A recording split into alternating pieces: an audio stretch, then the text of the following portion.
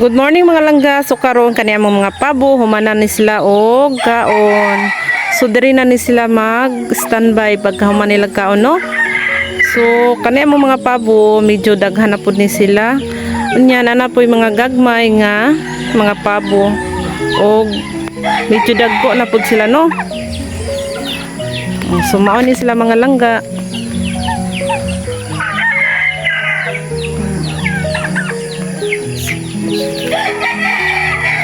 So karon grabe jud ka init diri sa lugar namo diri sa Iligan City oh. So nakita gid ninyo no ang adlaw grabe jud ka siga. So kana diyang dapita mao na siyang bukid sa agad-agad.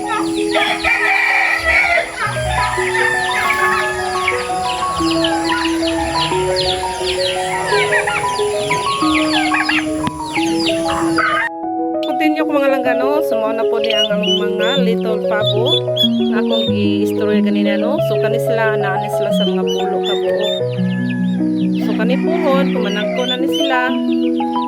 Nindot tapod tanawon kay daghan po kay sila nga mag panon. Mao na ang among mga pabo no.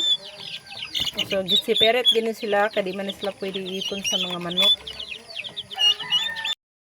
Ug kani mga langga mauspod ni siya ang kaning duha ka lain maupon siya ang mga pabo. Kana nga klase nga pabo mao na siya ang klase nga black ang ilang color no. So duha sila ka buok din kaning diri dapita mao pud sila ang mga manok.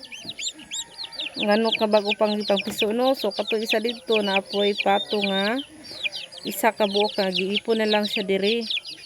So mao nang update sa among mga buhi karon. So karon mga langga, continue ta, maugya po niya mga pabo nga nangitlog siya no, naglindim diri sa pigaran sa mga pabo. Kana siya din ha. Wala gyud undang ang mga pabo pangitlog. Ug napoy manok dito itlog sa manok. Ana diha. So ana no, di gyud makuan, di gyud ta maputdan sa mga alaga nato kay nanay mga pabo nga namusa ug napagyoy nang itlog.